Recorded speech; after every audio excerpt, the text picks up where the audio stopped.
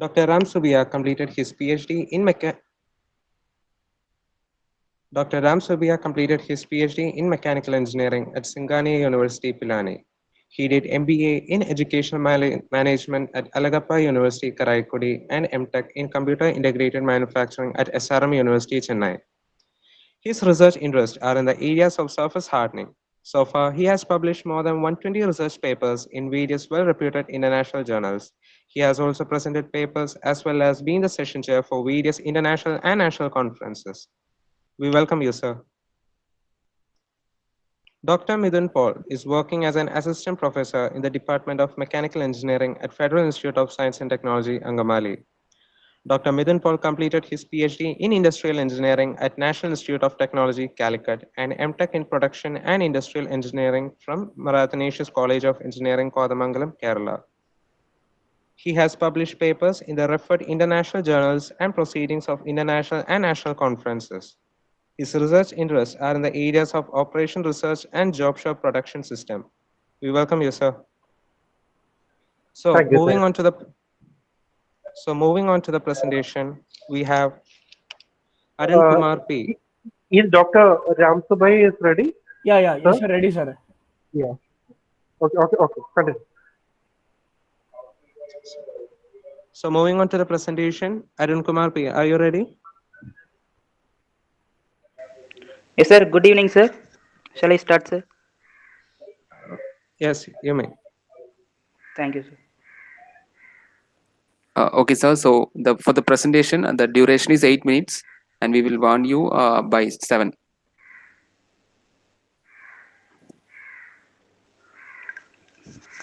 Good evening to everyone. I am Arun Kumar, Assistant Professor of Mechanical Engineering, KPR Institute of Engineering and Technology. I am going to present about investigation of effect of process parameters in abrasive jet machining process using full factorial design. Objective of the project is to identify the alternative abrasive material source for AGM process with economic considerations, to conduct the AGM experiments using abundant ceramic sanitary waste, and then to investigate material removal rate and dimensional accuracy of AGM process, to analyze the effect of process parameters such as stand-up distance, pressure, and particle size. So abrasive jet machining process is one of the non-traditional machining process which is used to machine the hard and brittle materials. Some common examples such as cutting, drilling, surface finishing, etching, grinding, honing, and polishing. So when it comes to ceramic materials, it is divided into two groups. One is burned red clay such as bricks, structural wall, and floor tiles, and another group is white clay, which is nothing but ceramic sanitary waste such as wash bowl, uh, bathtub, and then medical laboratory vessels, etc. So these kind of ceramic sanitary waste is comes from defective materials which is during quality control. Main defects such as cracks, nicks, and glaze damage. So these kind of abundant ceramic sanitary waste uh, obtained from the construction buildings demolishing process. So problem identification, dumping of ceramic sanitary waste causes to environmental pollution, which is very serious problem in and then when it comes to abrasive jet machining process, the cost of abrasive material is high. So Ray Lucia et al. Studied that by ceramic industries there are 300 million units in a year is produced by ceramic industries. So out of these productions, some ceramics are accumulated as a waste due to functional defects, uh, due to construction and demolition waste. This abandoning of ceramic waste pretends severe environmental pollutions caused by dust pollution and livelihood of huge areas of land. And then Jasek Shulak studied that experiment X-ray diffraction analysis resulted that 30 to 40 percentage of alumina and 50 to 60 percentage of silica is presented in the ceramic sanitary waste. So Ichiro Daigo et al. Studied that he developed the linear model to optimization for recycling process of ceramics. Also, they acknowledge that impurities contamination while recycling process of abrasive material, ceramic material. So they suggested that reusing of ceramics is better possibilities than recycling process of ceramic sanitary ware waste. So the update methodology of this paper is preparation of abrasive materials which is obtained from the abundant ceramic sanitary ware waste. This preparation is involves two processes. One is a ball milling process to crush the material, and then sieving process to categorize the material, and then design and fabrication of a nozzle system and mixing chamber. The design of experiments is employed to conduct the experiments using full factorial design. Uh, the experiments is conducted for drilling process of glass material using AGM process. The responses such as material removal rate and hole diameter is investigated, and then the effect of process parameters is analyzed.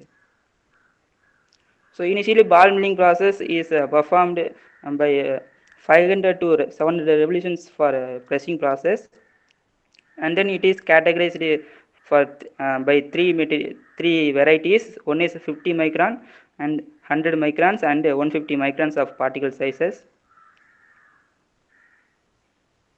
Then a nozzle system is initially designed using a SolidWorks software, and it is machined using lathe machine, and then mixing chamber is developed.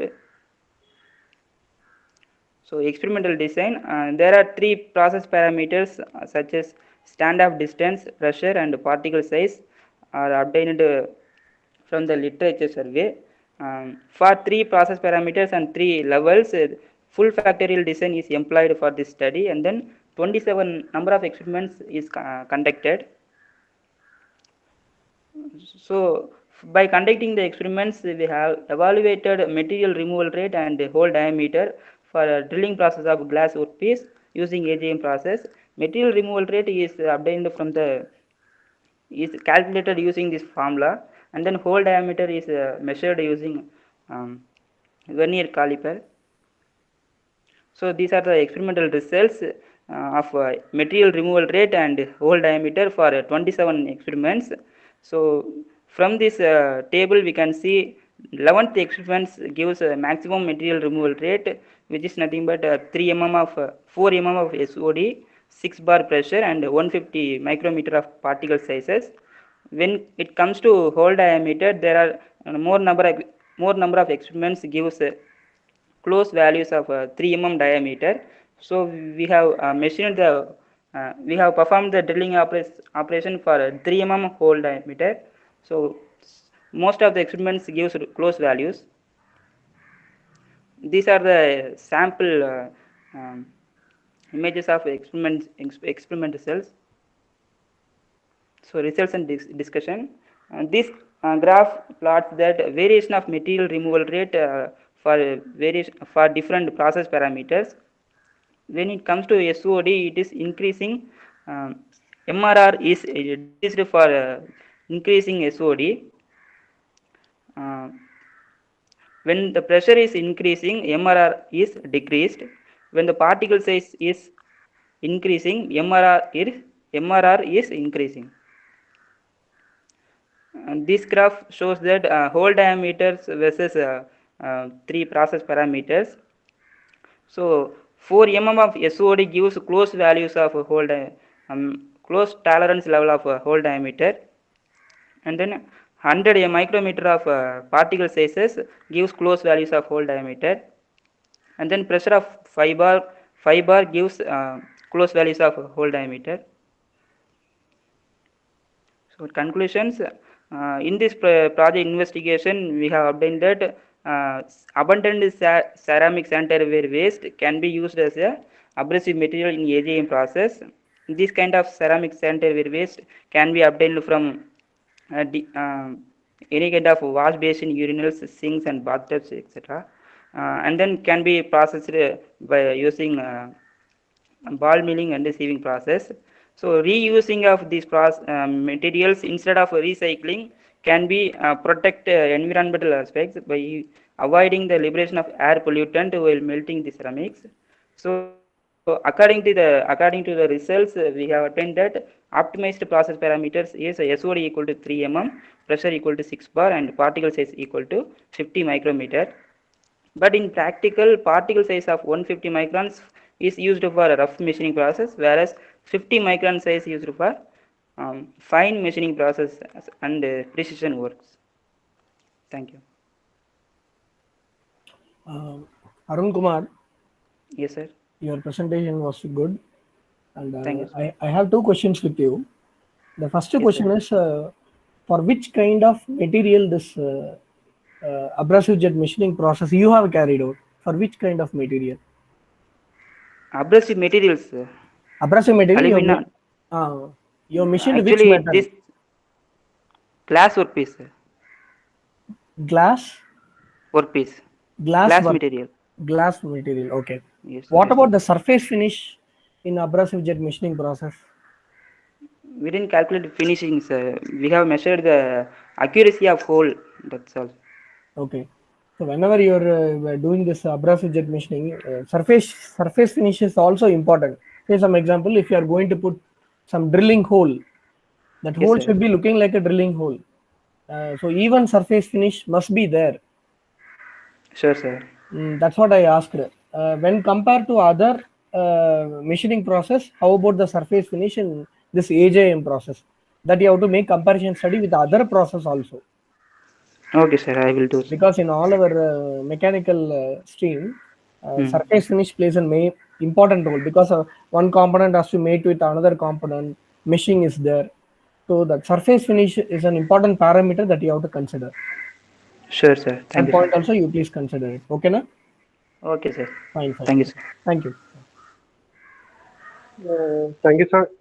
Any questions from audience?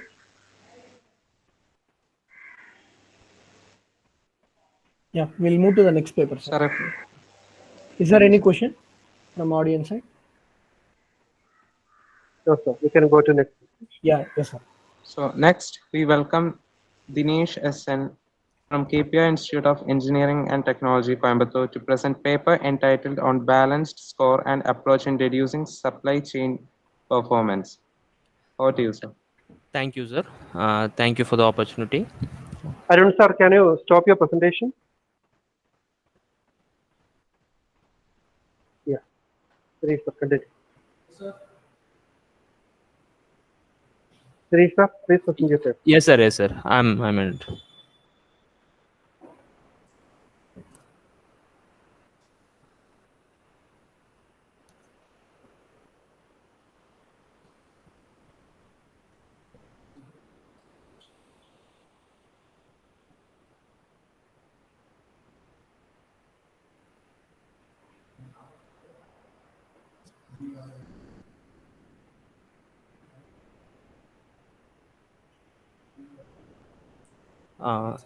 Sir, is the slide visible, sir? Good afternoon. Yes, sir. Yes, sir. Thank you, sir. Good afternoon, everyone. Myself, SN Dinesh, working as assistant professor in KPR Institute of Engineering and Technology, Coimbatore, Tamil Nadu. I'm here to present about our project, Balanced Scorecard Approach in Reducing Supply Chain Performance. Now, before coming into the objective, I'll let you tell that what is meant by supply chain. Supply chain, it encompasses entire system of producing and delivering a product or service from the beginning stage of sourcing a raw materials to the final delivery of the customer. For example, it encompasses all the stages from procuring the raw material to delivery of the product to the customers, which includes supplying, manufacturing, wholesaling, and meeting the end consumer. So, however, an efficient supply chain can lead to reduced costs, increased market shares, and higher profits. However, designing a supply chain alone may not be adequate in bettering the overall performance. It can only be improved through continuous monitoring of the supply chain performance. So our objective of this paper is to evaluate the performance of supply chain using balanced scorecard approach and to develop a model to arrive a single score for the overall performance of the supply chain, which means our main focus is to identify the existing score of the existing performance of the organization and to achieve overall supply chain profitability. Now, problem identification. Okay, now there are various manufacturing industries which is very competitive, which demands very faster and efficient supply chains.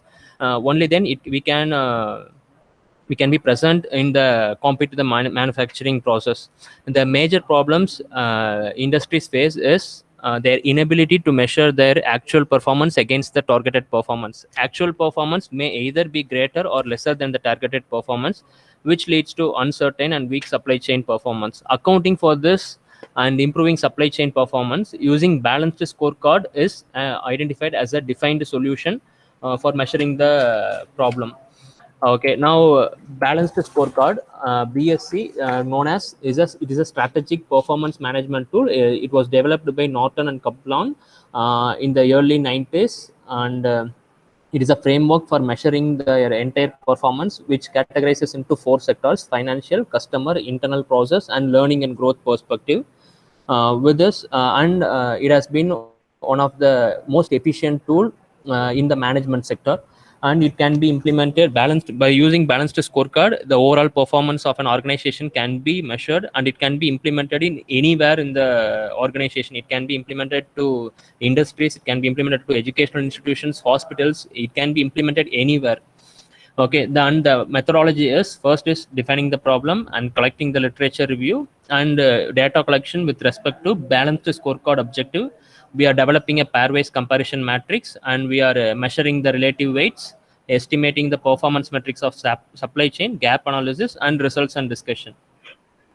And now coming into summary of literature review, changing customer requirements and technological imbalance force manufacturers to develop supply chain capabilities in order to remain competitive.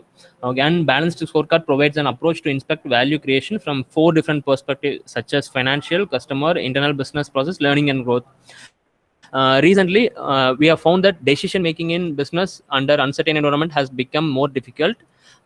This can be filled by BSC approach. So success of overall supply chain depends on successful implementation of the balanced scorecard across different domains in the industries, like industries, regions. It can be, the business can be of any type. It can be easily implemented. And we have carried out this project in an capacitor manufacturing company in Coimbatore, and they're manufacturing power capacitors ranging from 2 MFD to 24 kVAR. And they are following all the BIS, and to improve their efficiency and to analyze their overall performance and to improve their efficiency, we have implemented this balanced scorecard strategy in their organization. And data collection, these are the 4 different perspectives developed by balanced scorecard, and we are comparing the pairwise comparison matrix, financial and customer, financial and internal process. Likewise, we are combining 1 to 2, 1 to 3, all the matrix to arrive the theory. And first is the data collection with respect to balanced scorecard objective, which means financial perspective. The major key factors identified from the literature review are major key factors impacting the financial or the profitability of the organization: government policies related to financial growth and sales growth by year, the manufacturing cost, inventory and warehouse cost, or cash flow. And with respect to customer perspective, the major key factors identified are the loyalty from the customers, product or service quality, number of defects per order, and the timeliness with which we supply to the customers. And the internal process is improving the process within the organization. Some of the major factors which influences the internal process are quality assurance, customer order cycle time, manufacturing cycle time, inventory replenishment cycle time, number of defects per order, and waste reduction or eliminating the non-value added activity. And major key factors which affects the learning and growth perspective are teamwork or team players, technology upgradation, process innovation, and information flow. These are all from the balanced scorecard perspective, and which are all the major key factors which impacts these perspective. And now coming into pairwise comparison matrix, we have arrived with the weightage. For this, the standpoints, the weightage for each factor was arrived by pairwise comparison using the preference theory. These standpoints were matched pairwise, and 0 or 1 was allocated based on the importance of one standpoint over the other. So the pairwise comparison at each level was deployed to establish the standpoints relative weightage. In the process of judgment, if the first perspective is more vital than the second, the mark of 1 and 0, 1 for the first and 0 for the second, else 0 for the first and 1 for the second perspective were allocated. If both the perspective were valued, one was allocated for the both. So the weightages were accordingly calculated for the 4 perspective as shown in this table. And next, the pairwise comparison matrix for financial perspective. Likewise, if the if the first perspective is more important, 1 is given for the first and 0 is given for the second.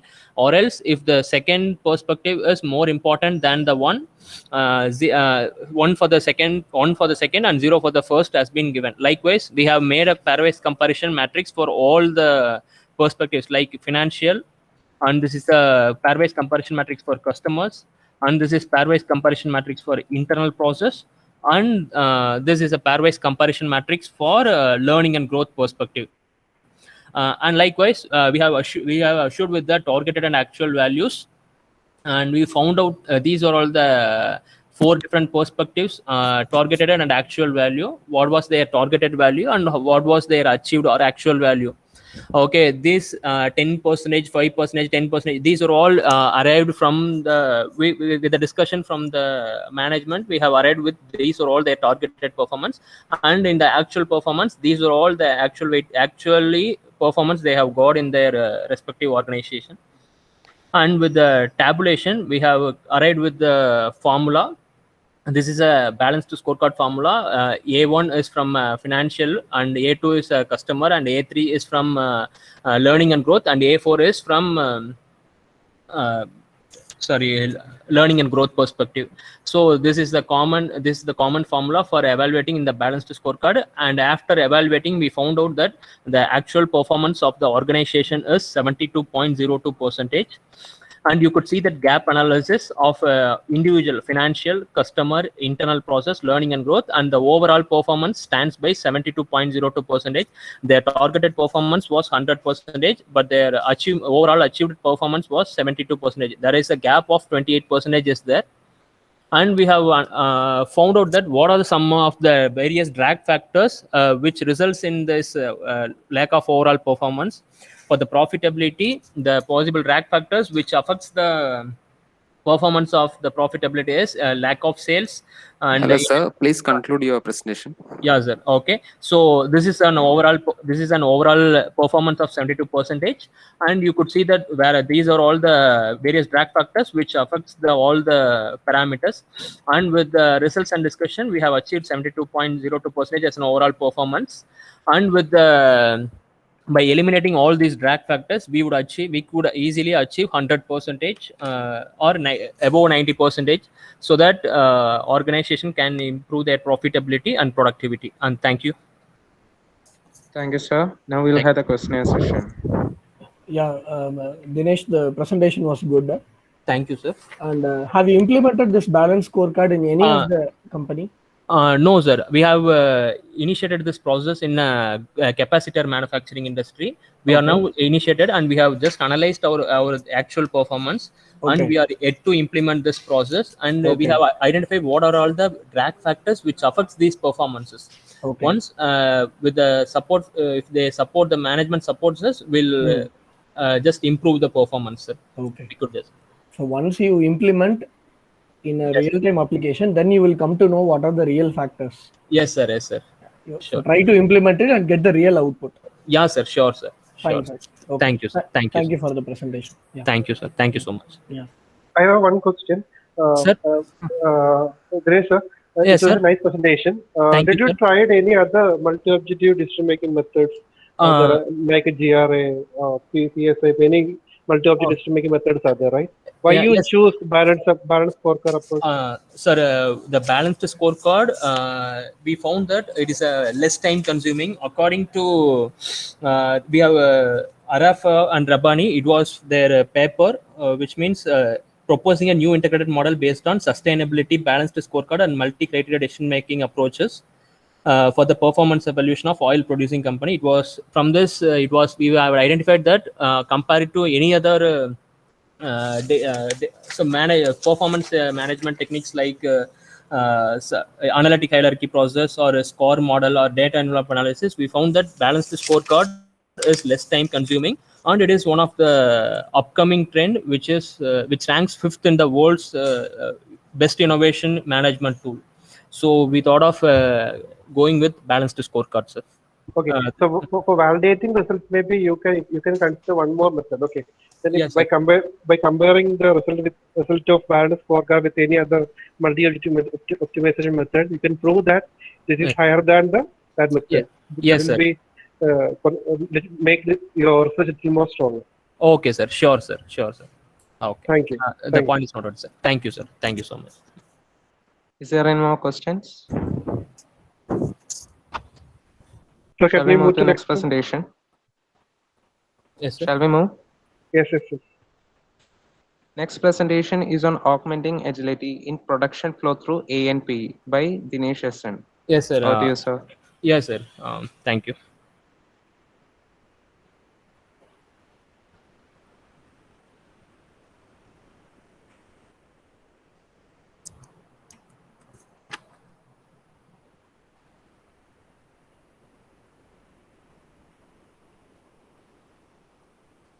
So good evening, good afternoon, sir. Once again, myself Dinesh, which was lastly I presented about balanced scorecard, and this is another one paper augmenting agility in production flow through ANP. ANP is an hello, sir. Is it audible? Yeah, Yes, audible. you're Yes, audible.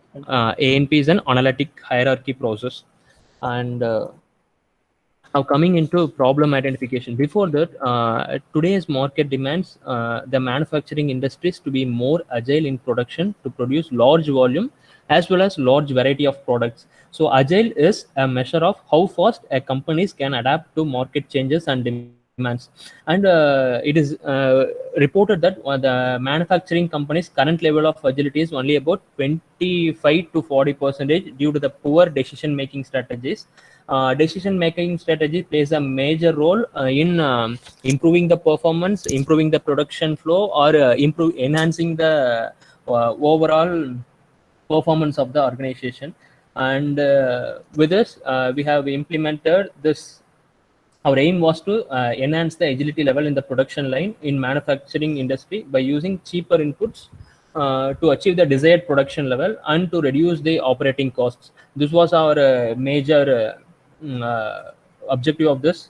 And now coming into problem the identification. So as we discussed, poor decision making strategies and the lack of industrial capability to respond quickly to demands or some of the major challenges faced by the manufacturing companies as well as some of the service organizations. So companies have a slow pace of production and lacking agility skills will lose their market in a longer run because now every industries are moving towards automation, and every customers are expecting their products with a faster delivery time and with a lesser cost. So with this multi-criteria decision making, the summary of the findings had been grouped under 4 major criteria named technology, worker skills, manufacturing strategies, and the management decisions. And over to the ANP methodology. So ANP, the major advantage of ANP is the maneuverability, which allows the user to capture the complex structures of the real during the evaluation of the supply chain resilience. And nowadays, the sustainable development is becoming increasingly very important, and connecting ANP method with SWOT analysis, strength, weakness, opportunities, and threats. So which yields commandable measures. So and ANP have been proven best for static conditions and is growingly important and is very dynamic in nature, and it is a tool for handling the feedback and dependencies among criteria. So we have chosen ANP methodology, and a step-by-step approach for this is: first is understanding Satis scale, and next one is pairwise comparisons, and next one is normalizations of the pairwise comparisons, estimation of criteria weights, and the prioritization of criteria. And here you are seeing is an Satis scale for pairwise comparison, and the 1, 3, 5, 7 are all the intensity of importance, and the definition is: if 1 is given, it is an equal importance; if 3 is given, if it is a moderate importance, which means equal importance is both activities contribute equally to the objective, whereas if it is moderate importance means judgment is slightly favor over one over another. So these are all, this is an Satis scale. This is used for the pairwise comparison matrix in ANP methodology. And now coming into pairwise comparison matrix, here two criteria are estimated in a period on standings of their comparative ranking. Index value is been fluctuating between 1 to 9 from the Satis scale. If criteria A is precisely as important as criteria B, this pair obtains an index of 1. If A is further important than B, the index is 9. If there exists a less important relationship between the criteria, the fractions like 1 by 1 and 1 by 9 are offered. If A is far less significant than B, the rating is 1 by or 9. The ratings are arrived row by row into a cross matrix, and the diagonal of the matrix holds values of 1. So this is how a pairwise comparison is taken, and this is for the technology, which in the major criteria taken is product development time to market, product delivery time to customer, and flexibility of the production process. And comparison matrix for worker skills, it includes their age of the workers, degree of qualification of the workers, which is how much they have studied, like whether they are diploma candidates or engineering graduates or postgraduates, like that, and their learning capability, whether they can learn easily, whether they are skilled, semi-skilled, or like that. We have taken the comparison matrix for worker skills, and these are all the major factors. And while considering manufacturing strategies, we have taken waste elimination, setup time reduction, and size of the batch. So waste elimination is: waste is anything which is non-value added activities according to lean manufacturing tool, which does not add any value from the customer's point of view. This is called as waste elimination. And setup time reduction, reducing the production time, reducing the setting up of time. These are all the setup time reduction. And size of the batch. These are all taken, and the pairwise comparison is done, and the weightage has been provided. And look, now coming into the management decisions, the major parameters taken are the new product varieties, amount of cooperation between the workers, and type of the maintenance applied. So these are all the comparison matrix for management decisions. And with the normalized matrix for technology, we have normalized comparison is formed from the previously created pairwise comparison matrix. Every assessment in the matrix is divided by sum of its column, so that criteria are normalized for all 4 criteria as controlling factor. So, and their values are shown here. This is for normalized matrix for technology. This is normalized matrix for worker skills, and this is the normalized matrix for manufacturing strategies. And the next you are seeing is a comparison matrix for technology with criteria weights. So once the weights are arrived, you can comparing the comparison matrix has been arrived, and you could see the weightage of this criteria. Adding all this and divided by a number of columns, it's not 0.157, 0.272 plus 0.149 divided by 3. Likewise, we have arrived the criteria weights for all the first for technology, and second for worker skills, and third for manufacturing strategies, and fourth for its management decisions. Hello, sir. Please conclude. Yes, sir. This is how prioritization is carried out. And from the criteria table 10, it is flexibility of production is very important. It was found that. And from table 11, learning capability of worker is more important. and from table 12, waste elimination plays a major role, and from table 13, the type of maintenance we are carrying out is more important. So by focusing the above sub-criteria in the prioritized order, we can increase the overall performance of the major criteria and eventually boost the overall agility of the production flow process of an industry. So this is in conclusion. With the A&P model, we can prioritize the importance of risk, and we can eliminate, first we can eliminate those risk factors so that an overall performance can be increased. And this is about an augmenting agility in production flow through A&P. Thank you, sir. Thanks for the Thank time. you, sir, for that enlightening presentation. Now we will have the question and session. Dinesh Kumar, Sir?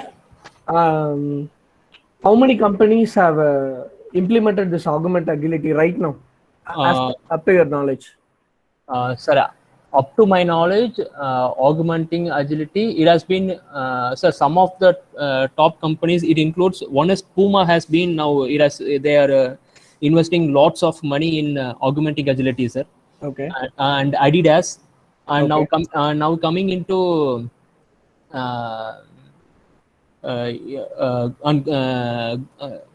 the social media platforms like Google, they are all focusing more on their agile performance of their developing applications. They are investing, and now coming into, and Walmart has been involved in agile supply chain. So they're all these are all the some of the major companies which are investing lots of money in the agile process. Okay. So before implementing and after implementing, what is the difference in their production turnover? Yes. Have you made any comparison study? No, sir. And as I have not compared, or I haven't put a table column, sir. But I have studied through the literature review that the entire supply, by importing agile supply chain, the Walmart's inventory has been reduced from the inventory space has been reduced to 18%, sir. Overall, 18%. The inventory space of the Walmart company has been reduced, and movement of products has been increased, sir, so that their non-value added activities has been eliminated by importing the agiles. So the major is they have more than 30 lakhs different products in their stores, sir, Walmart. With comparing, their inventory space has been reduced to 18% by importing this agile supply chain concept. Okay. Okay. Okay. Okay, sir. Dinesh sir, did you use analytical hierarchical process or A&P? Which one you used? Sir, A&P, sir. A&P. Okay, but the process you explained something related to AHP, right? No, Not sir. A&P. Sir, both A&P, sir. It can be both AHP and A&P is proven for this statistic condition, sir. But we have chosen A&P because of the interdependencies between the production flow. So we have chosen A&P, sir. Might be I would have mistakenly somewhere written AHP. Sorry, sir. I would correct it. Okay. Okay, sir. Okay. Shall we move to the next presentation? Yes, sir. Next, we welcome Mathai Eldo from Federal Institute of Science and Technology, Angamali, to present paper entitled Review on Implementation of Macular VAD. On to you.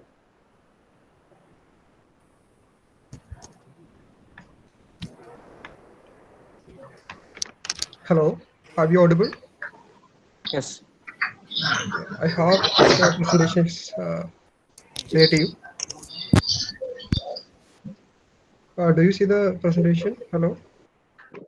Yes, presentation is Yes, visible. Thomas, yeah. Okay, fine. So good evening, everyone. Our paper presentation today will be a review on magnetic levitation for maglev used in the bearings of ventricular assist devices, abbreviated as VADs. Our focus today will be on the axial flow VAD, as they are now the standard in VAD research. So, as in the contents, through this presentation, we will take you through the basics of VAD, the classification of VADs, design of an axial VAD, the various methods of speed control, the packaging used in the sensors, and the possible complications that may arise in its use. So now we shall move on to the basics of a ventricular assist device. A VAD is an implantable mechanical pump that pump blood from the heart, specifically from the ventricles to the rest of the body. VADs are used when the patient is waiting for a heart transplant or until the heart becomes so strong that it is enough to pump on its own. It may also be used as a long term if the patient is deemed unviable for a heart transplant. So a VAD primarily consists of a pump, a motor to drive the pump, and a battery pack to power the motor. In the diagram, you can see how the VAD pumps blood from the left ventricle to the aorta, which pumps blood to the rest of the body. A small wire called the percutaneous lead is connected to the battery pack, as you see.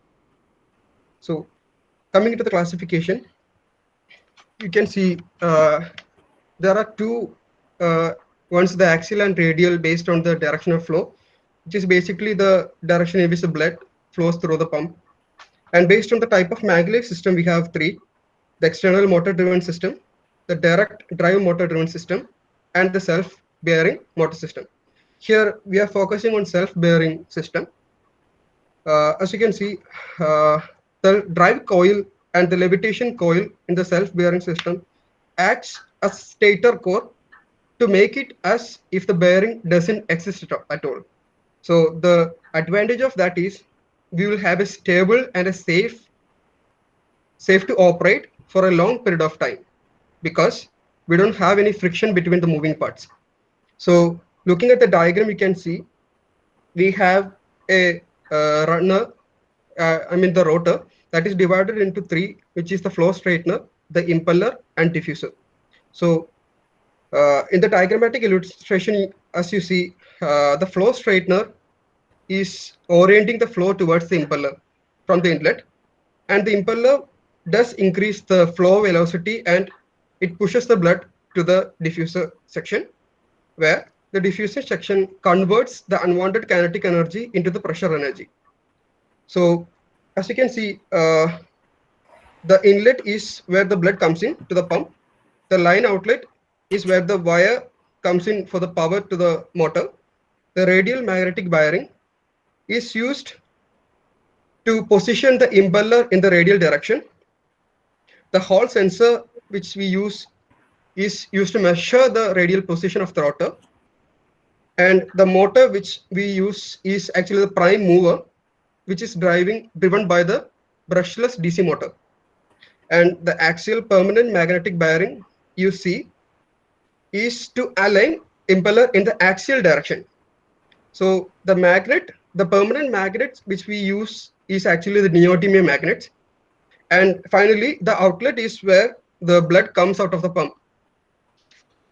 So speed control is a necessity for proper functioning of a ventricular assist device. Both excessive speed and inadequate speeds leads to complication and decrease in performance. So the two types of speed control that can be implemented are sensorless speed control and speed control using sensors. Speed control is achieved by knowing parameters like flow rate, pressure difference, etc. In sensorless approach, we use numerical modeling based on algorithms approximated by motor current, operating speed, etc. to ensure we have speed control. And pulsatility is another indicator used in this approach, and we can estimate the pulsatility factor by looking into the change in the motor's current signals in the algorithm. The use of sensors reduces the need of approximations and thus provides more accuracy and control. The different sensors used are pressure sensors, mass flow sensors, which ensure sufficient blood flow, Hall effect sensors to monitor the axial movement of the rotor, the usage of MEMS pressure sensors in the VADs is gaining popularity in the current era, which is because of its small size. And packaging is a method by which we make our ventricular assist device compatible with the body. This is done in order to diminish complications like thrombosis and infections. Traditionally, we used biomaterials like titanium or polyurethane, but Although great efforts were made to make these safe for usage, the performance with regard to blood compatibility was really far from optimal. So this has turned the research onto surface coatings. So basically, there are two types of surface coatings used, which are passive and active coatings. The examples of which are given in the PPT. Passive coatings function as a barrier between the bulk material and the blood. And while active coatings, on the other hand, associated with the blood, and they are capable of hampering any degradation process in addition to the passive protection. Now we'll move on to complications. So there are many complications associated with ventricular assist devices. The most significant ones are the pump thrombosis and hemolysis. So pump thrombosis is the formation of blood flows in the pump. So these affect the efficiency and performance of the pump. And hemolysis refers to the damage of blood pumps caused by the rotation of the pump. The other complications listed like aortic regurgitation, etc., doesn't occur that often. And to conclude, heart diseases are increasing day by day. Hence, cost-effective, functional, and innovative solutions for ventricular assist devices are of paramount importance. The addition of remote monitoring via MEMS technology can help in the early detection of complications, which the doctors can be able to access the patient's information at the fingertips. Then permanent Maglev has bright prospect for further research. And this is because they do not need any electromagnets, rotor position detection, or any feedback control. And the studies related to transcutaneous energy transfer, TET in short, can help develop wireless ventricular assist devices. In this, electrical energy can be transferred via inductive coupling without even penetrating the skin, which may be a cause for many infections. Further research into fouling and protein-resistant surfaces for the coating of in vivo sensors is required for the stable operation. And more research is needed into the sensorless peak control algorithms for better VAD operations, and this in turn will help in reducing the size of the ventricular assist devices, which help the patient to overcome any difficulties. Thank you. That was a nice presentation. Any questions? Thank you, Thomas, for your very good presentation. Thanks. Is it a permanent device or a temporary device which will be kept inside? So we can actually use it as a temporary or a permanent. It will depend on the severity of the heart patient. If he is not that severe, we can do it as a temporary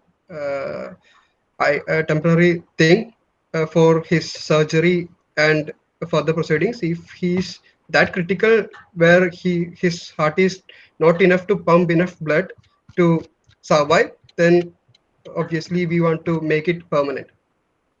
Okay. Okay, thank you. Did you made any prototype? Actually, sir, we haven't made any prototype. The prototype is actually available in the market. It is named HeartMate 3, but it is not the information about it is not given as free. It is confidential, actually. Yes. This prototype question was my second question to be asked on your next paper, but Sarah has asked it in this paper itself. Yeah. Fine. Okay. So even though we didn't do it as per the material, we did the 3D printing with the ABS material, and we fabricated it for the sake of our project. Fine. 3D printing by which process you made it? SLS or SLA or fused deposition modeling? Which method? The SLS, sir. SLS, and what is the material that you used for making the prototype? Plastic, polymer, which plastic, which polymer? ABS, right? Yes. Yeah. We use the ABS material, sir. ABS. Okay. Okay, then it Okay. should be FDM. Okay. Okay, pa. Thank you. Thank you. Thank you, sir. Thank you Shall for we the move update. to the next session? Yeah. Next, we welcome Raj Shiva LM from Federal Institute of Science and Technology, Angamali, to present paper entitled Design, Analysis and Validation of Axial Ventricular Assist Device.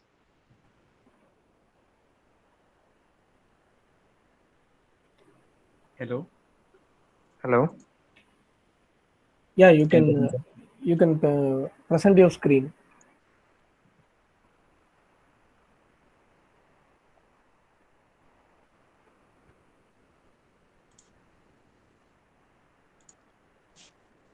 Okay, sir, can I start? Yeah. Good evening, all. I'm myself PV Edu from Department of Mechanical Engineering of Federal Institute of Science and Technology, Angamali, and I'm here to present my paper on topic design, analysis, and validation of axial ventricular assist device. Introduction. During the end-stage heart failure, LVAD is used to assist the heart to keep the blood flowing, and the axial flow magnetic blood pump is used, and the implant is run using the principle of magnetic levitation. And during these heart transplants, there's a requirement for efficient heart pumps to keep the blood flowing. And this pump must be able to reduce the occurrence of hemolysis, which is the rupture or destruction of RBCs, and the thrombosis, which is a blockage in the flow of blood anywhere along the vessel.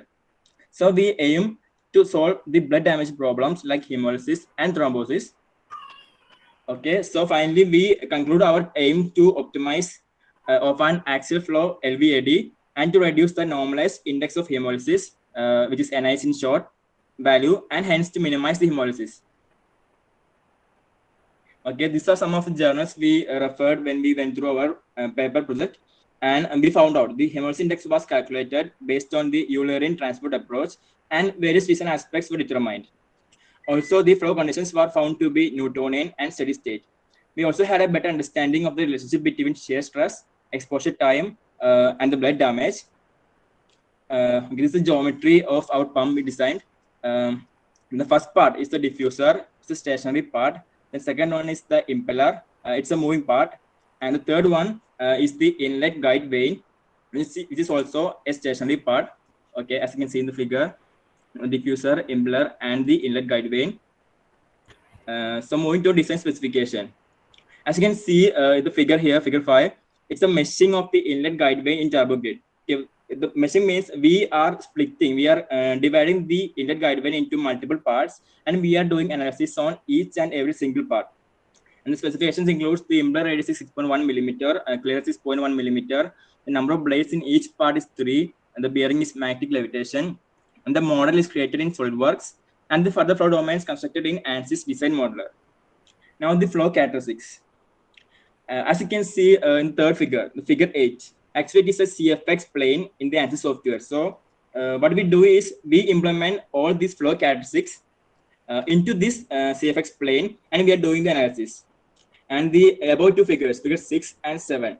Okay, just like I explained before about the inlet meshing of the inlet guide vane. This is a meshing of rotor in turbo grid and meshing of the diffuser in turbo grid.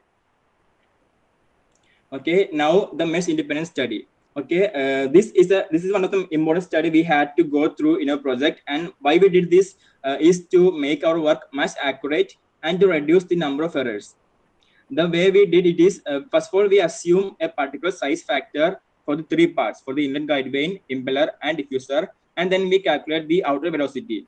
We do that for a number of times, and when the outer velocity becomes a constant value, as you can see in the third case, the outer velocity is 2.626, and the fourth case, it is again 2.6. So we stop by that, and we take the fourth case velocity for the rest of our works, that is 1.15 for the inlet guide vane, 1.5 for impeller, and 0.75 for the diffuser.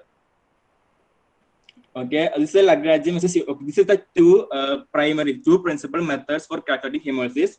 First one is Lagrangian method, and second one is Eulerian method. So in our work, we are using the Euler's method, and because here there's no additional post-processing step is needed, and we use an additional transport equations within the CFD solver to describe the hemolysis. But in case of Lagrangian method, it just gives only lower accuracy, and they depend on the user-defined choices concerning the path lines and all. then the numerical prediction of hemolysis. So this is the one of the primary step in our work. We are doing the rest of the work with this equation regarding this equation. This is the hemolysis model selected is the stress-based Euler model, the power law with Grispin coefficients. And the equation is delta HB by HB is equal to 3.63 × 10⁻⁷ by tau raised to 2.416 by T raised to 0.785, where HB represents the hemoglobin concentration, T is the exposure time, tau is the shear stress. And from this equation, we are calculating the NIH value, normal index hemolysis value, by the equation HB by HL by 100. Okay, this is the results of the post-processing. As you can see in the first figure, the orange color, it shows the constant pressure range in the inlet guide weight. Then moving to the impeller, the velocity increases and the pressure decreases. And it is represented by the yellow color. And then while moving to diffuser, the velocity decreases and the pressure increases. It is shown with the red color. Similarly, figure 10 represents the velocity streamline along the pump. Then 11 represents the velocity streamline along blade. As you can see in the below figure, it shows the hemolysis variation along the surface. And we got the NIH value as 0.0382499. Then we had to do the verification. Okay, the right side figure.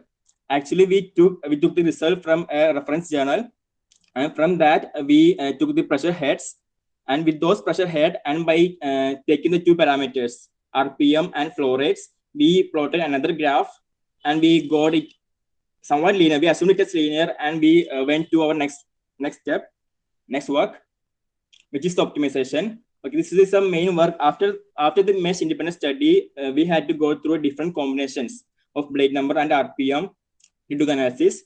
The blade number varied from 3 to 6, and the RPM varied from 6,000 to 15,000 with a range of 500. And we found the NIH value in those different combinational runs. Okay, these are these combinational runs with different blade numbers, blade 3, 4, 5, 6, with the RPM starting from 6,000 to 15,000.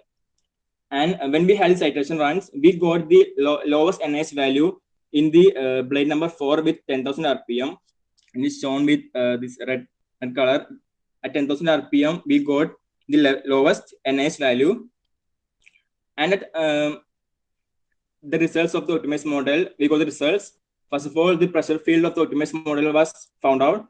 And then we had the velocity field of optimized model. And finally, as you can see, the red color is gone. There is a much further lesser hemolysis than the previous model when we had the optimization. And conclusion, the geometric model for design of the pump was verified, and the value of hemolysis index from the previous design was obtained, and the verification of the model was done. Then we conducted the mesh independent study, and by changing the parameters, the reduced hemolysis was found out. And at 10,000 RPM and 4 number of blade number, it resulted with 0.00299 gram per 100 liters of NIH, and this was substantially less than from the earlier obtained ST. And this result was obtained from the Grispin equation based on the variation in stress and exposure time, and thereby the change in the NIH value. Thank you.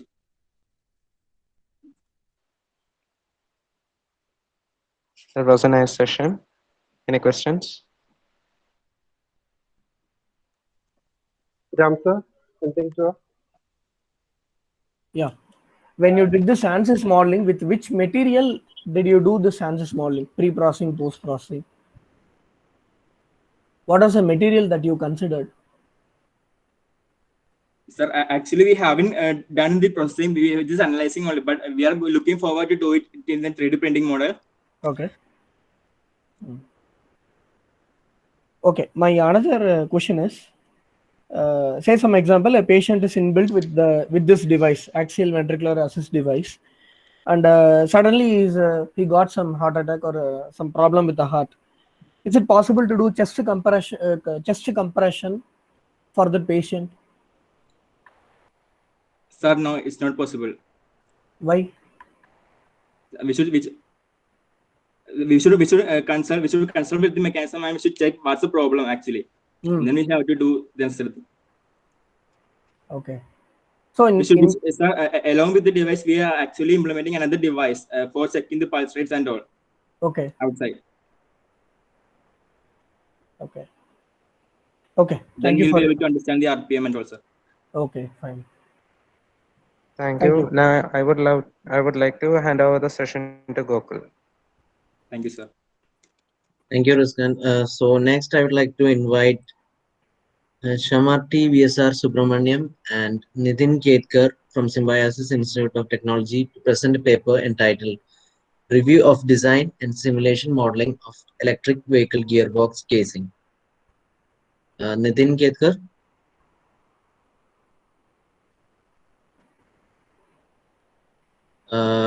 Mr. Subramaniam. No, I Are think you here? they're not in the meeting.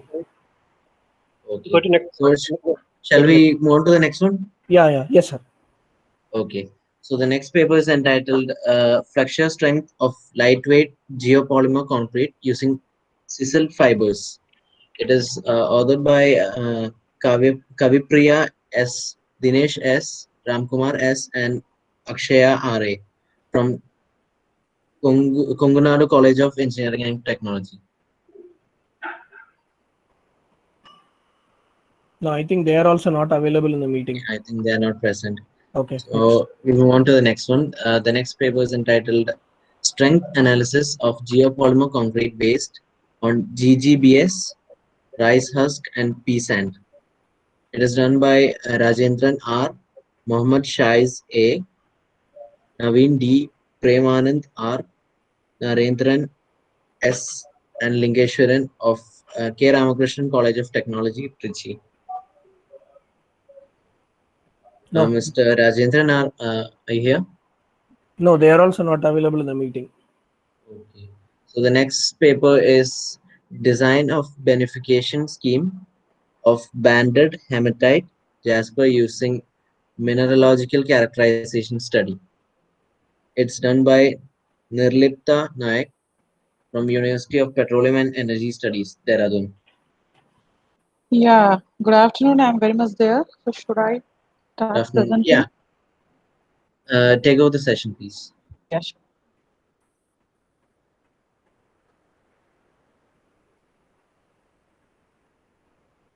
Just.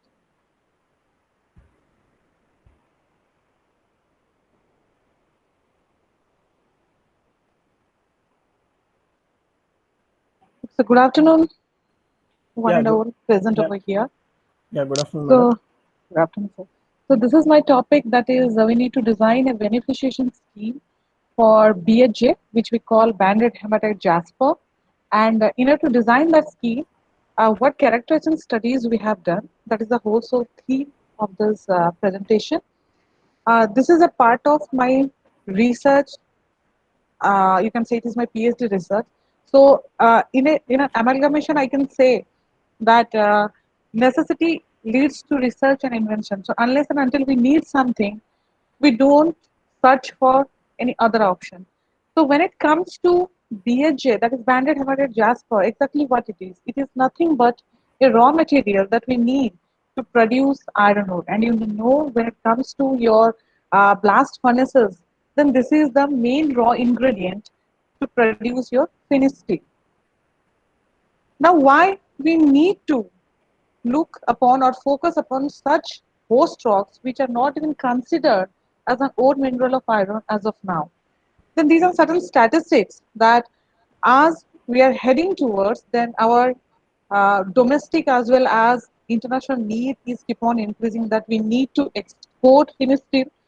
So when it comes to only satisfying the per capita need, then by the year 2031, it is going to increase up to 160 kgs. And when we talk about the consumption of finished steel, it will be almost 230 million tons. So look at the demand and look at the resource or reserve that we have. We have a very limited amount of a limited volume of hematite reserve, and you know all these are natural reserves or natural resources, and they keep on depleting. We cannot replenish them. And unfortunately, that as of now, whatever iron ore reserve we have, out of that, only 17.8, or you can roughly say 18 billion tons are hematite. And we are mercilessly exploiting that. So a time will come, maybe within 10 to 20 years, that we do not have enough hematite reserve to exploit and enough to produce steel.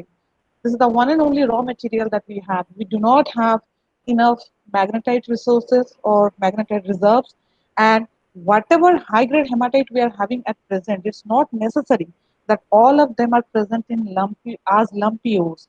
They are also a very good variety that we call blue dust, which exists in fine form. So it cannot be directly charged into the blast furnace, and you all of you are aware of that. In order to utilize that finer portion, either we go for sintering or we go for pelletization. So when it comes to the lumpy ore, where we will get the substitute. So in order to substitute that and augment your natural resources, then we shift our focus to banded hematite jasper and banded hematite quartzites. Earlier, these were considered as the host rock for iron ore deposits. That's why we call them that they form a part of banded iron formation, and the entire eastern India portion is very rich when it comes to iron deposits and exclusively this kind of banded formation. And these are essentially sedimentary rocks. And as I told you earlier, that the scheme of beneficiation, how we produce or the final concentrate using multiple schemes of crushing, grinding, magnetic separation, flotation scheme, entirely it is governed by how best we characterize our raw material. So this is just a small image where we took the samples. This is our area of investigation. This is the famous horseshoe belt, or in other sense, you can call this Singhbhum thrust belt. And Singhbhum thrust belt, when I say, it's the major location for iron, copper, bauxite, all these deposits. And as it's a horseshoe belt, so it has an eastern and western lip. Unfortunately, eastern part is very rich, but western part is much poorer as compared to easternly when we compare in terms of grade, tonnage, everything. So coming to what we did, first we designed a detailed characteristics study. In that, we have used first size-wise wet chemical analysis. We wanted to know how these ore minerals, that is iron, that is hematite, how it is distributed. Either it is concentrated entirely in the coarser fraction or in the smaller fraction.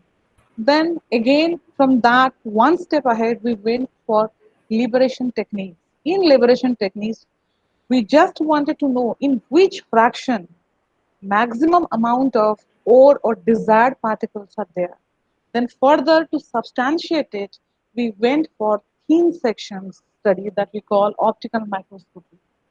Then again, to enhance that, to know what are the possible phases, because iron is there, but whether iron is occurring as oxide, as sulfide, as carbonate, what is the phase? For that, we opted for X-ray diffraction analysis.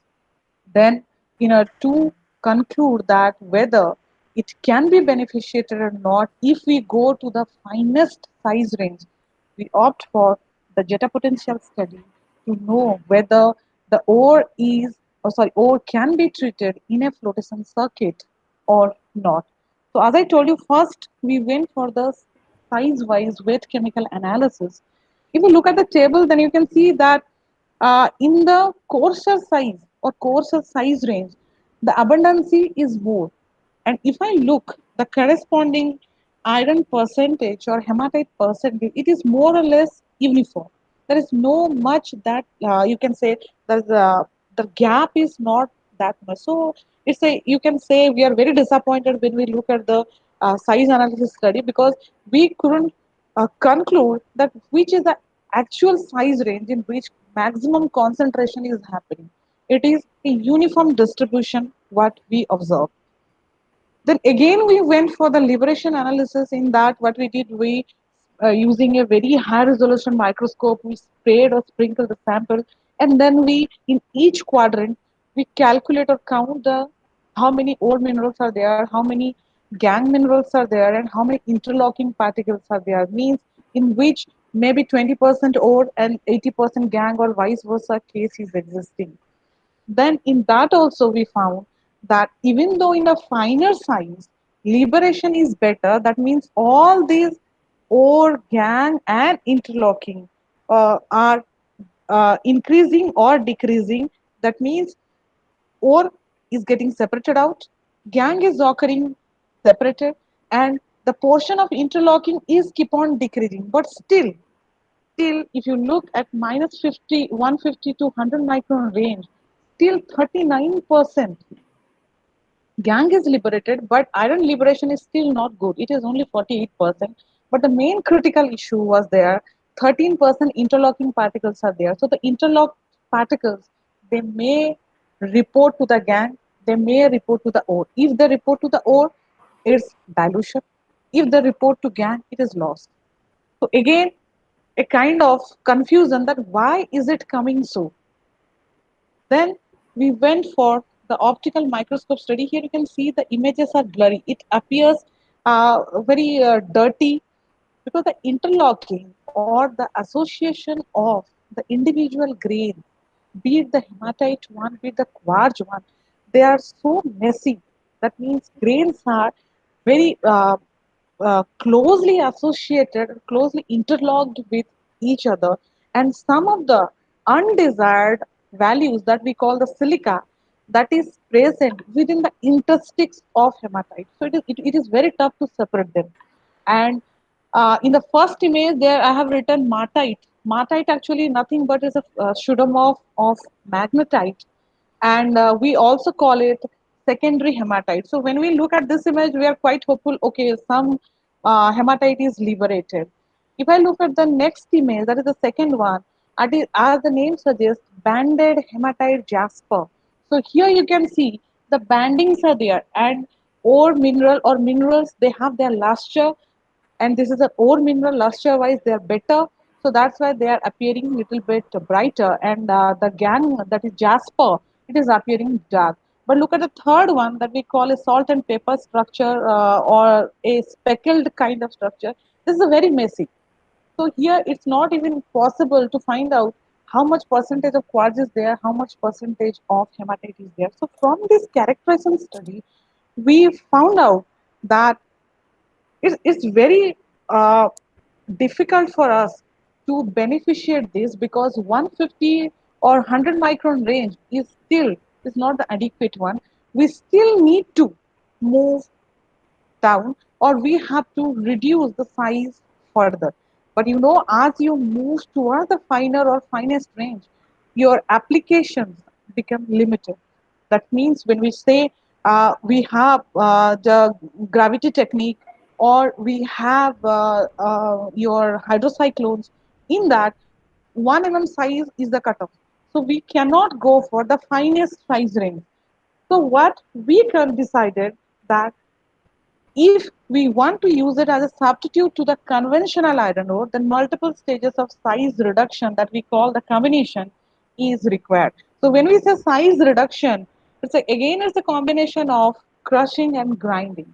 But as I said, if it goes to the finest or finest size range, then we cannot use it in gravity circuits. So then how to separate? Then we are using a enhanced gravity separation technique that we call a Falcon concentrator. So in that, why we call it enhanced? Because other than gravity, we are using centrifugal force. Hello, ma'am. Please conclude. Yeah, okay. Then as because hematite is there, so again we need to go for magnetic separation. And as I said that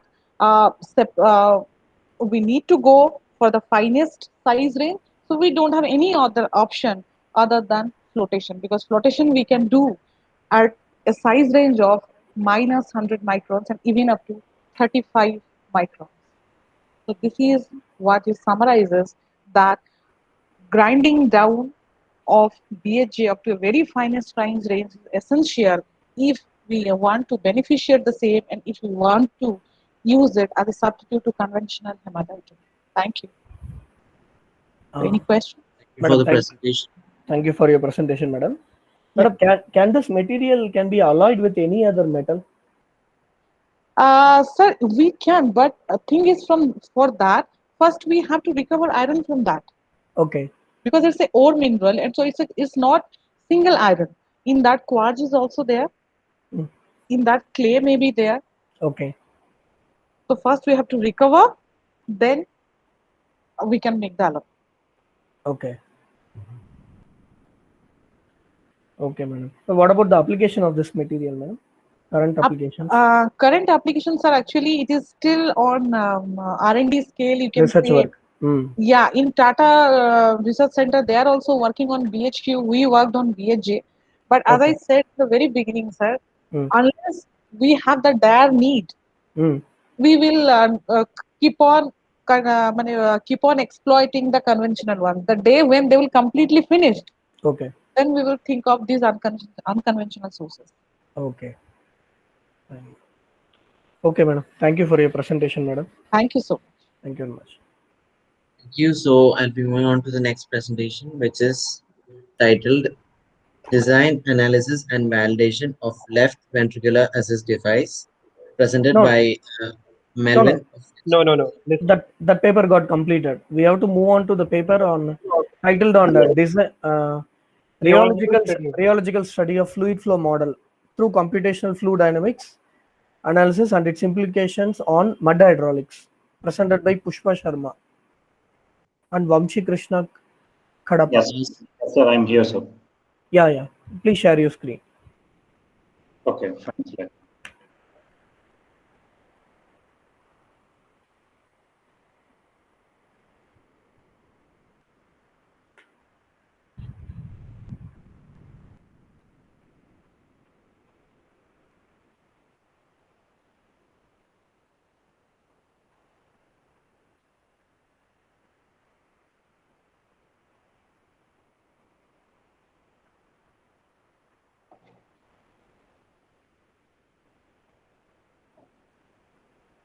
Kindly share your screen. Yes, sir, please. One. Yeah.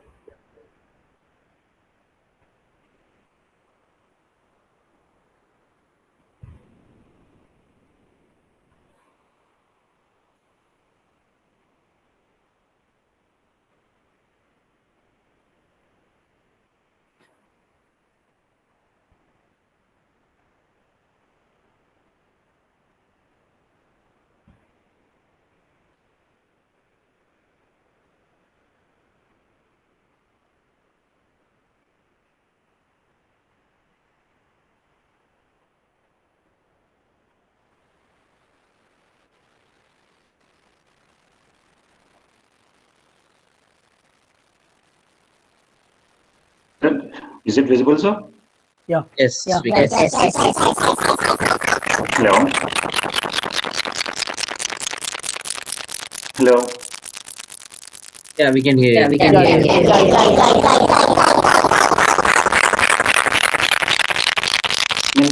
Is it visible? That's what I'm asking.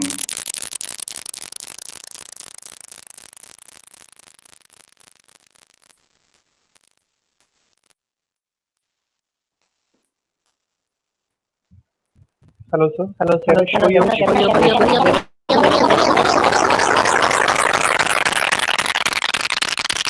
No, just I'm asking whether my screen is visible to you or not. Yeah, your screen is Okay, fine. So I'm continuing with my presentation.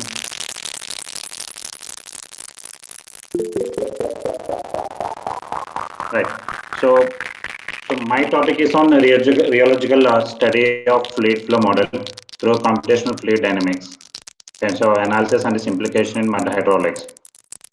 So along with me, so myself, Dr. Vamshi Krishna. So I'm an assistant professor in chemical department, and along with me, Dr. Pushpa Sharma ma'am is there, and she is from my petroleum department.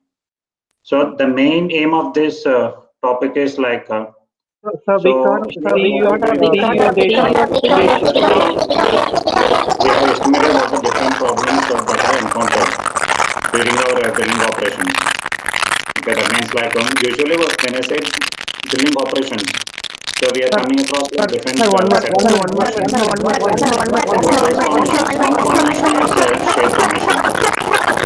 Okay, so when you talk about shale formation, like we have different problems that are encountered when you're drilling across your shale formation. The main problem that is encountered across the shale formation is shale inhibition.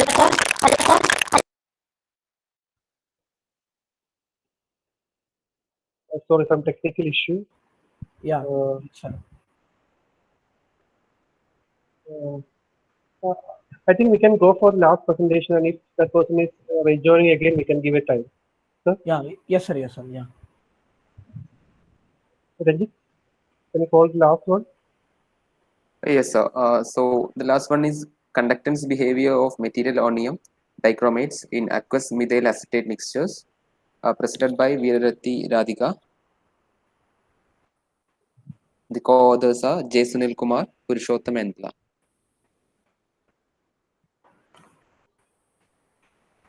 I think they are not available None of in them the was meeting. present. Yeah. So there is one more paper from the other track. Okay. Which is that? So the design and analysis and validation of left ventricular assist device. The previous one was axial ventricular, and this one is left ventricular assist device, presented by Melvin Tom. Okay, sir. Melvin, over to you. Sir, am I audible? Yeah. Yes, Melvin.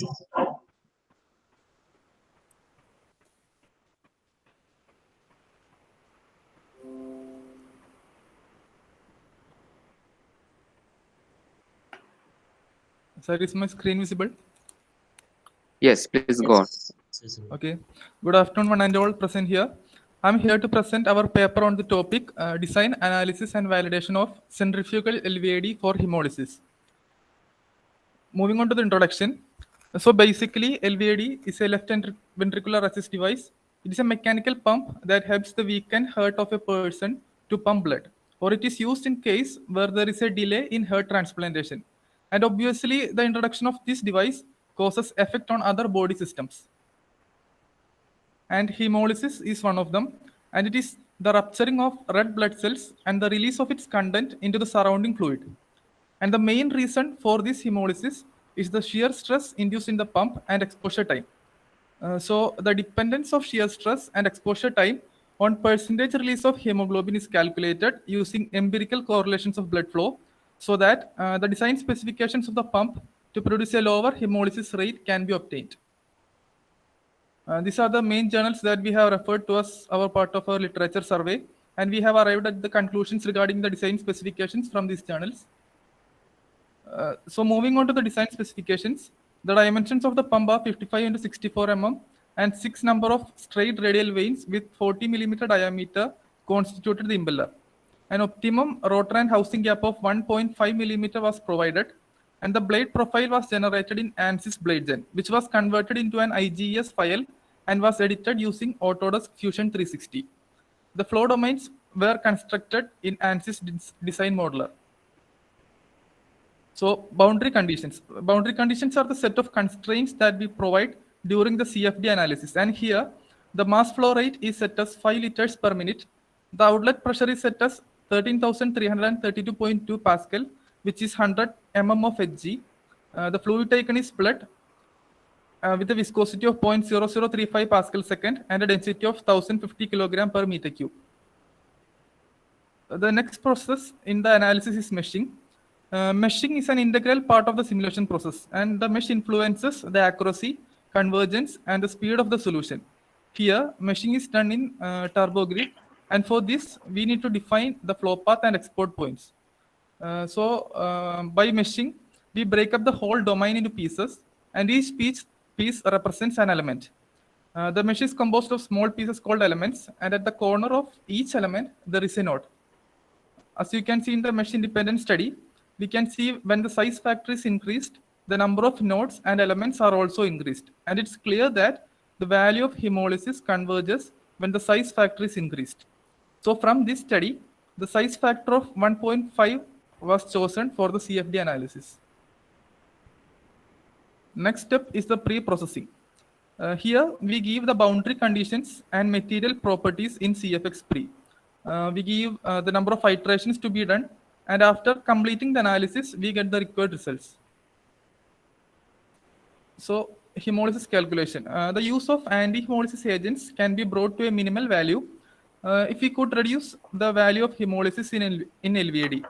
So for calculating this, an equation connecting the exposure time, shear stress, and the hemolysis was used, which is d of t tau equal to 3.62 into 10 power minus 5 into t power 0.785 into tau power 2.416, where tau is the shear stress, t is the exposure time, and d is the blood damage index. And from this, NIH could be found out using the equation NIH equal to HB into d of t tau, where HB is the concentration of hemoglobin. Next step is the verification of the pump. And for this, this is done by plotting a pressure versus mass flow rate graph.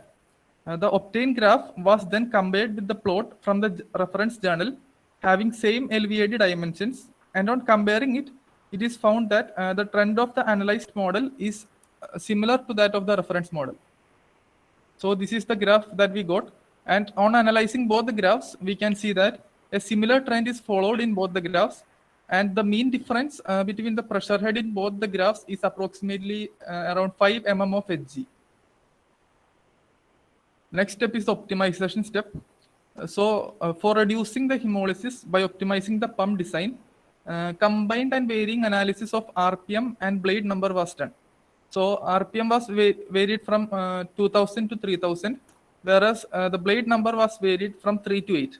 And after completing the analysis, the minimum value of hemolysis is obtained for the combination of 2400 RPM with 4 number of blades. So these are the values that was obtained after the combined and varying analysis of RPM and blade number. And the highlighted combination of 2400 RPM with 4 number of blades give the least value for the hemolysis. So here, this is the optimized model. The first figure shows the velocity, and the second figure shows the path line for 2 particles and shear stress contour at the hub and blade of the optimized model. So moving on to the conclusion, the mesh study provided a converging value showing that the calculations were acceptable for the proposed analysis. The flow field conditions were calculated using CFD analysis, and 2400 RPM with 4 number of plates gave an NIH of 0.00058 gram per 100 liter, and this value is much less than the earlier obtained value. These are the reference journals that we have referred for the preparation of this paper, and thank you everyone for your kind attention throughout the presentation. Thank you for the presentation. Now over to Ram sir for some questions. Melvin, I have a general question. Yes, sir. In your paper, you have done the design analysis, but I have a general question that is there any risk involved with this device?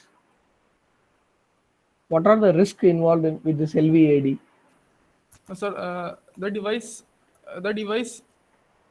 is already in use. There are journals, the name EvaHerd and HerdMate 123 that uses pump, and we are just optimizing the existing model to reduce the amount of hemolysis obtained. Okay.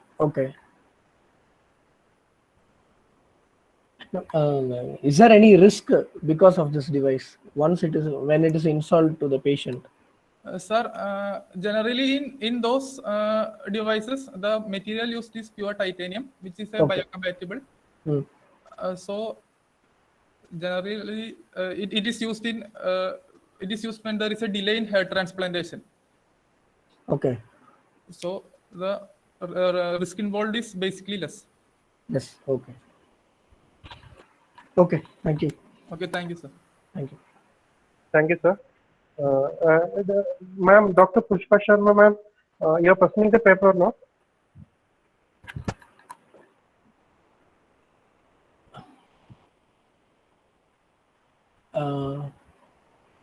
Pushpa, madam. Madam. Dr. Pushpa, ma'am, are you available in the meeting, madam?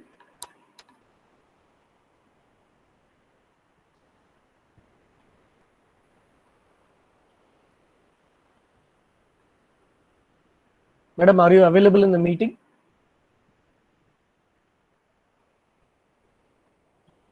We couldn't hear you, madam.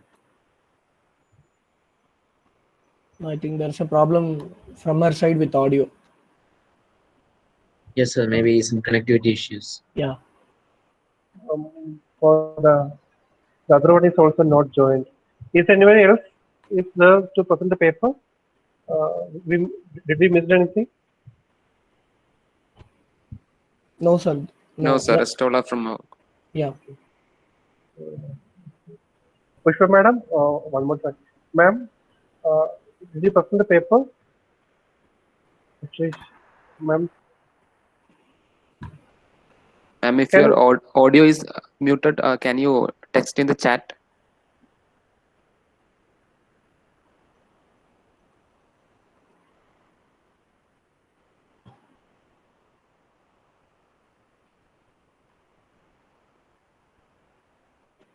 I think there is some problem from her side. Yes, sir, I think so. Yeah. Okay. No, sir, she's trying to share the screen. Share the screen. Okay.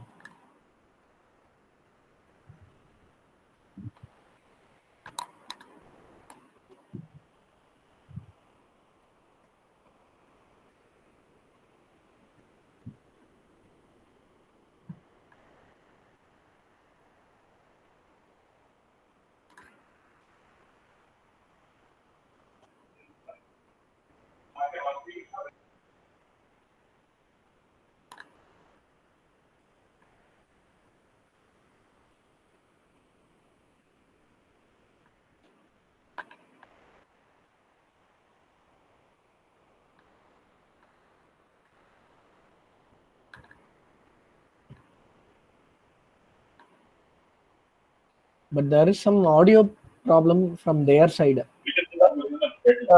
Ramsa, actually, the other person along with Dr. Pushpa is trying to join it. Yeah, I think yeah. we can wait for 5 minutes. Okay, sir. Fine, fine.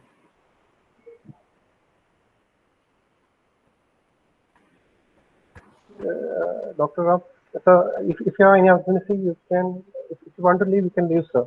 We will manage it, no issue. No, sir. No. It's okay for me, sir. Thank you, sir. Thank you, sir. Thank you for the Fine. message. Fine.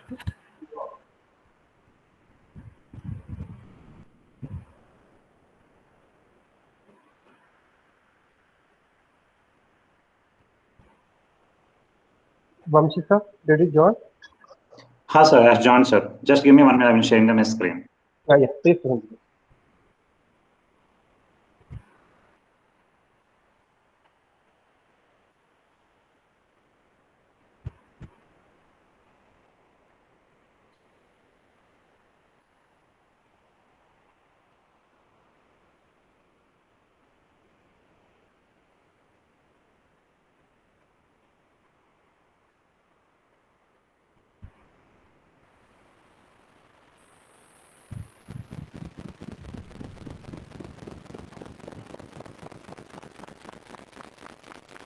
Sir, is Miss? So we can see the screen. Hello. So we can see in the screen, but we can't see the presentation. There's some audio issue. Audio issues, sir, from their side. Yeah.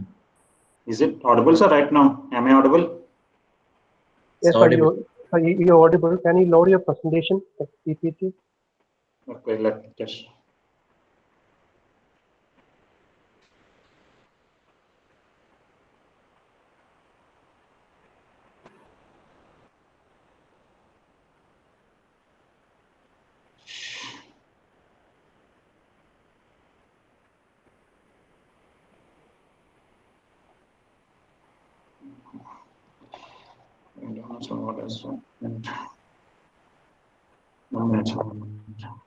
No issue.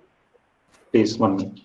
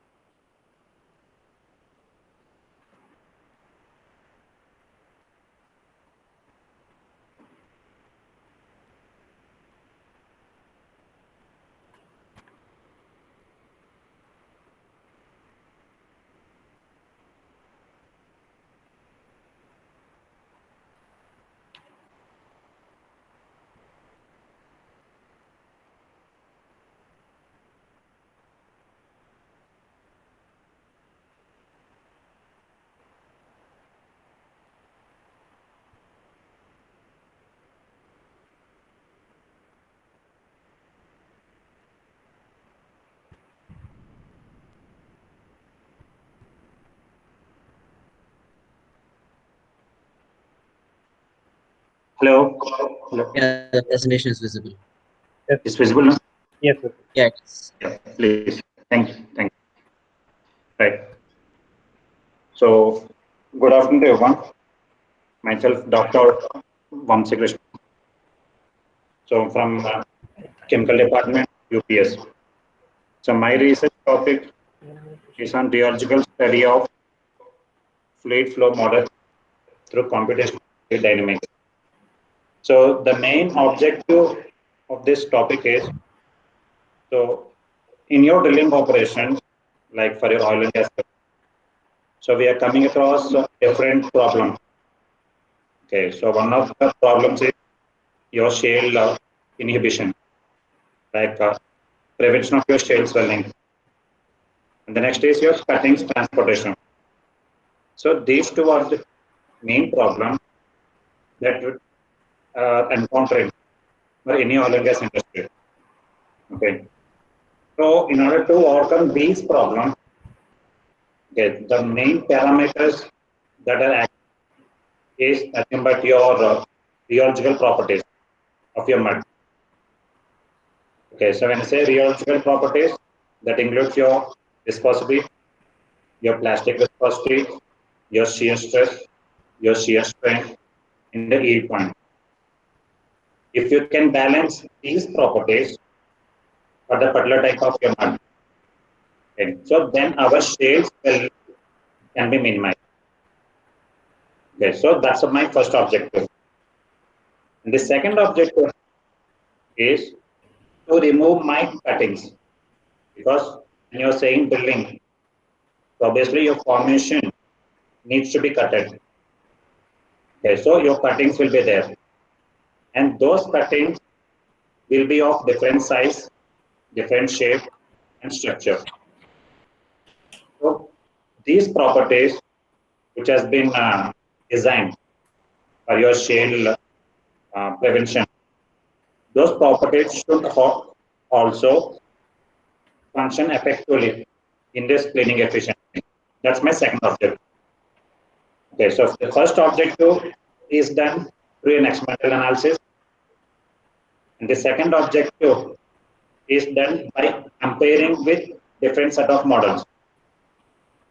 Okay, so like we have Ingham plastic model, we have power law model, and we have Ashley-Berkeley model. Okay, so once we are done with this, we have used this CFD approach also. The main role of CFD is nothing but to represent how my wellbore is looking and how my pressure of my fluid is varying across my drill pipe or across my annular region. Okay, so that's the entire work which has been done in this paper.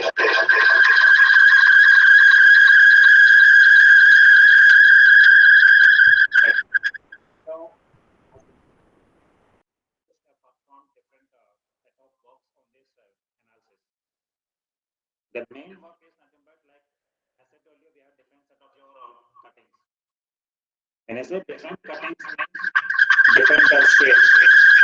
Okay, it may be your spherical, it may be your what we call as your cylindrical, or it may be your medial type. So each one of these cuttings has a different set of behavior with different set of your rheological properties. Okay. So these rheological properties should be designed such a manner such that your properties will act effectively in these two objectives. That means in preventing your shale swelling and removing your cutting efficiently. Now, experimental analysis.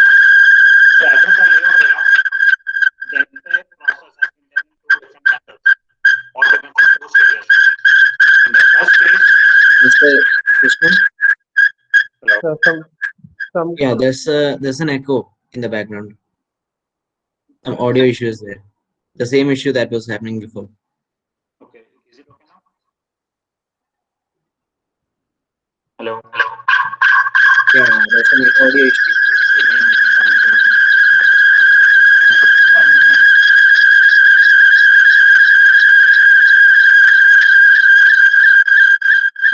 can't hear you properly because of this.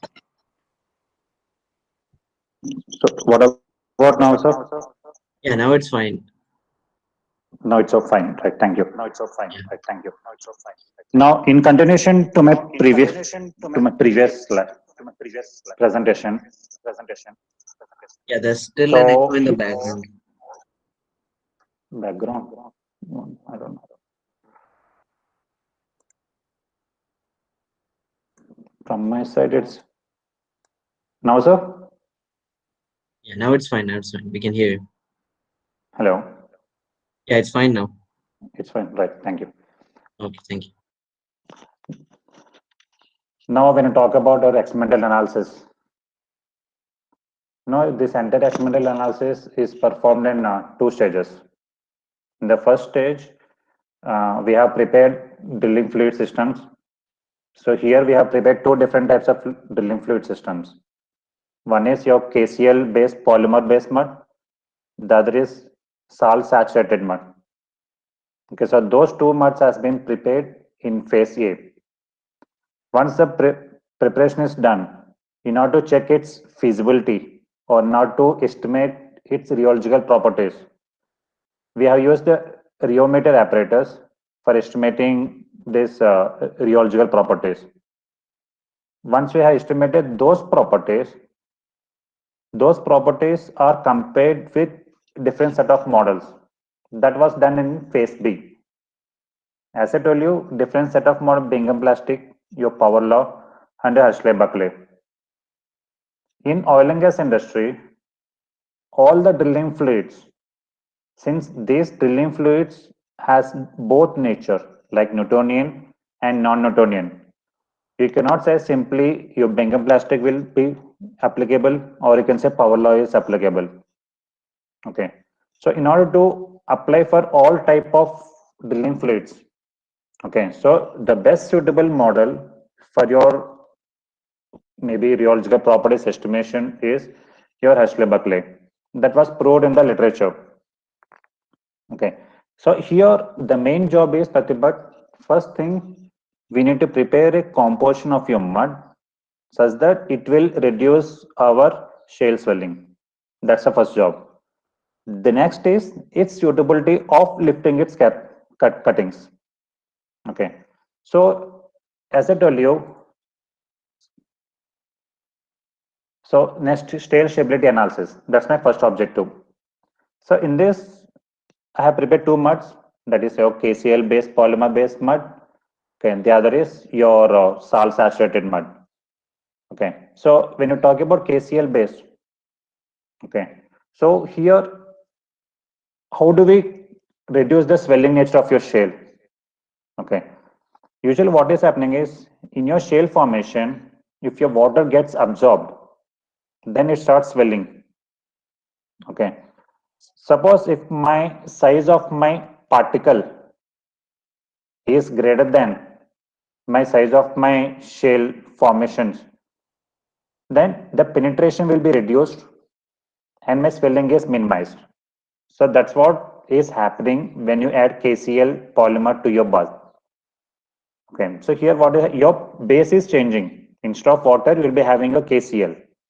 And this KCl will restrict the movement of your water into your shale so that your shale swelling can be minimized.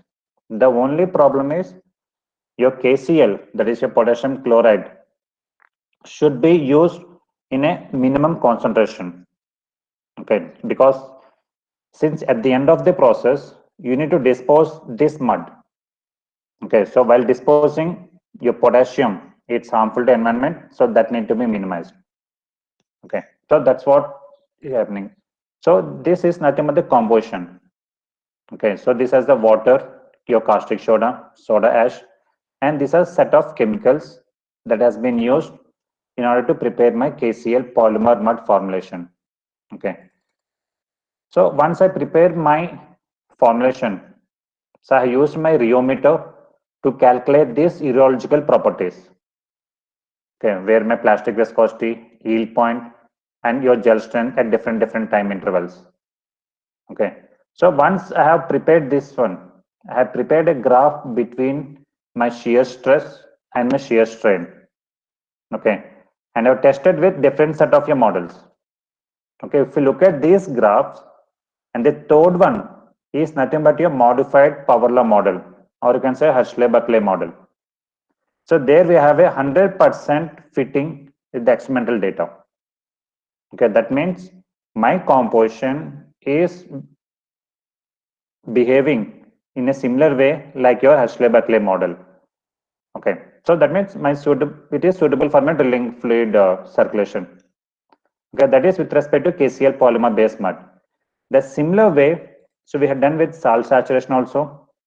Okay, so we have considered here different concentration, and similarly we have tested your rheometer properties, and it's this one, what you call as your model comparison. The same thing is observed here also. So here, when you look at your first graph where your Bingham plastic model is there, we have lot of deviation, okay, with respect to experimental data and with respect to your normal graph. And the same thing happens with respect to power law model. It's behaving towards your experimental, okay, to a certain extent. And Hershey-Buckley, we can match 100%. Okay, so that means my first objective of minimizing my shale swelling is performed or is done. Okay, and the second objective is nothing but my cutting lifting capacity. Okay, and that cutting lifting capacity is done by using this CFD approach. Okay, now in this CFD, what we have done is we have designed a well bore and a drill pipe. Okay, and we have created an annular region, and across that annular region we have assumed certain cuttings. If you look at this diagram, so this is the entire picture how your well bore is looking. Okay, so we have created a pressure drawdown, and we have given the velocity of the fluid, or you can say velocity of the cuttings that is moving in. So all these things has given us an input for a KCl. Here we have tested with respect to KCl polymer based mud. Okay, and if you look at the results, so these are nothing but a contour maps, which represents on the left hand side, it represents your pressure variation of your fluid inside your drill pipe, and on the right hand side it represents your pressure variation of your fluid in your annular region and across your drill pipe also, mostly in the annular region. Okay, so here what is happening, so if you look at your this one on your left hand side, it's a static pressure over the contour. Okay, that means inside my drill pipe I'll be having a constant drill pipe pressure. That means my injection pressure is constant. On the right hand side, since it's moving in upward direction in an annular region, okay, the bottom part will be having of high pressure as it goes in upward direction. Okay, your pressure is minimizing. Okay, that's what usually happens in your drill pipe normal also.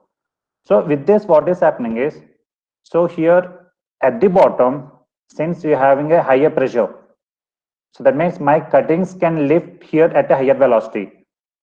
But as you keep on increasing its length, my pressure is reducing, and that velocity of your cuttings moving in upward direction will be reduced. Okay, so it starts coming down. So it will accumulate at your bottom, which is not a good thing. So in order to overcome that, here your rheological properties will play an important role. My job is to maintain my velocity and to lift my cuttings at a faster rate. Okay, so that was observed over here. So finally, what we have observed is, so we have tested with different sizes of your cuttings. Okay, from 3 mm to 7 mm. Okay, so out of this, what we have observed is this cuttings with spherical shape has a better removal efficiency than with cuttings with the needle shape or any other structure. Okay, so that's the main one observation. The other observation is, as we have seen in the previous graphs, the Hershey-Buckley model has been compiled with the considered proportions of my mud components, you can say, and also it has minimizes my shale swelling. That's what my observations during this project. And here are certain differences. Thank you. Any questions? Thank you for the presentation. Now, I think we can move on to the questions. Ram sir, any questions, sir? Ram sir? No, sir. From my side, no questions, sir. Okay, from my side too. So it was a nice presentation, sir. If you face some difficulty also, but it was a nice presentation. What presentation? Vamshi sir? Ha, sir. It was a beautiful presentation. Thank you, sir. Okay, so I think that was the last presentation. Yeah. Thank you, sir. Thank you. Thank you.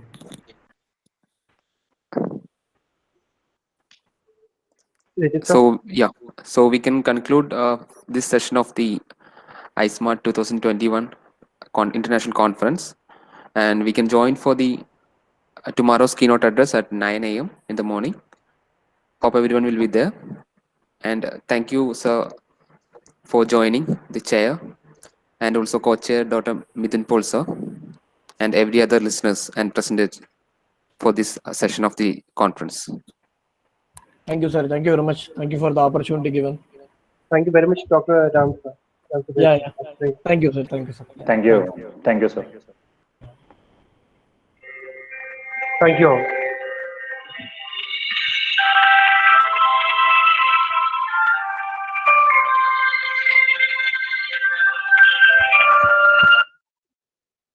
Hello. എവിടുന്നായിരുന്നു പറയൂ കേട്ടില്ല എന്താണ് എനിക്ക് മനസ്സിലായില്ല എന്താ പറഞ്ഞത്